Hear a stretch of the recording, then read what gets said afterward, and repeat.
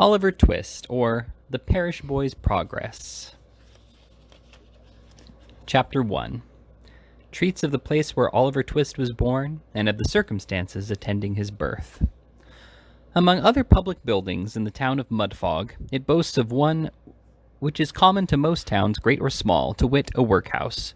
And in this workhouse there was born on a day and date which I need not trouble myself to repeat, inasmuch as it can be of no possible consequence to the reader, in this stage of the business at all events, the item of mortality whose name is prefixed to the head of this chapter.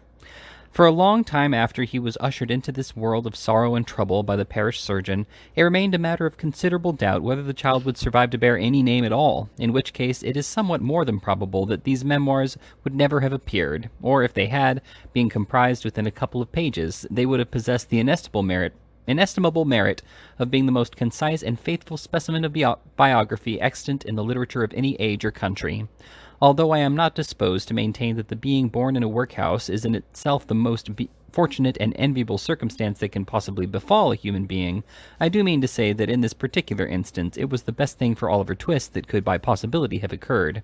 The fact is that there was considerable difficulty in inducing Oliver to take upon himself the office of respiration, a troublesome practice, but one which custom has rendered necessary to our easy existence, and for some time he lay gasping on a little flock mattress, rather unequally poised between this world and the next, the balance being decidedly in favor of the latter.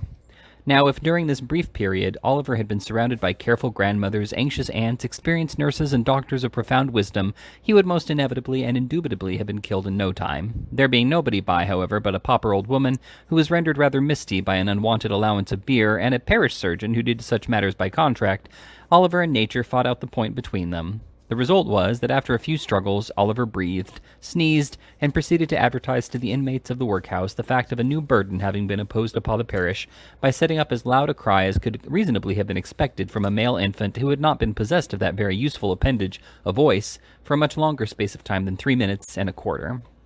As Oliver gave this first testimony of the free and proper action of his lungs, the patchwork coverlet, which was carelessly flung over the iron bedstead, rustled, the pale face of a young female was raised feebly from the pillow, and a faint voice imperfectly articulated the words, "Let me see the child and die."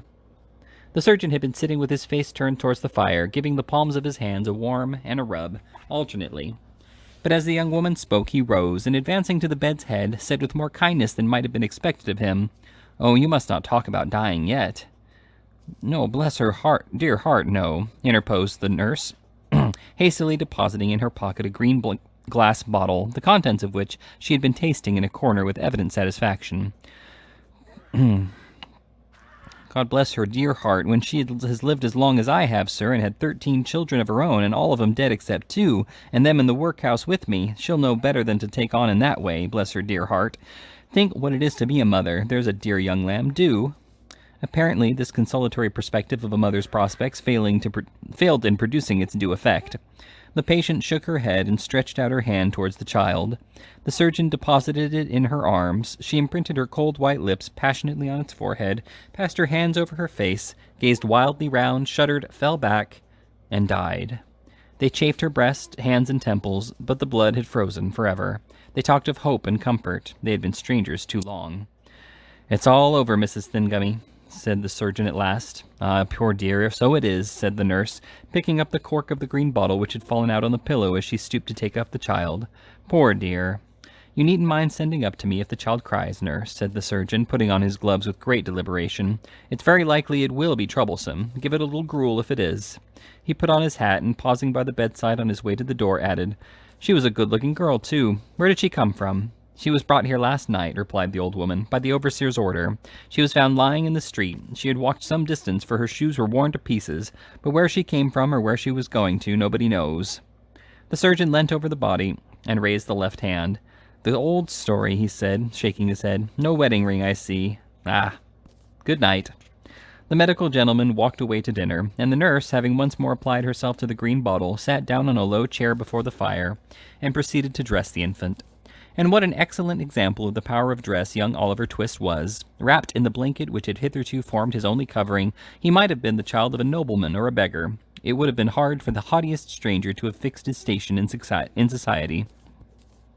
But now he was enveloped in the old calico robes that had grown yellow in the same service. He was badged and ticketed, and fell into his place at once, a parish child, the orphan of a workhouse, the humble, half-starved drudge, to be cuffed and buffeted through the world, despised by all and pitied by none. Oliver cried lustily. If he could have known that he was an orphan, left to the tender mercies of churchwardens and overseers, perhaps he would have cried the louder.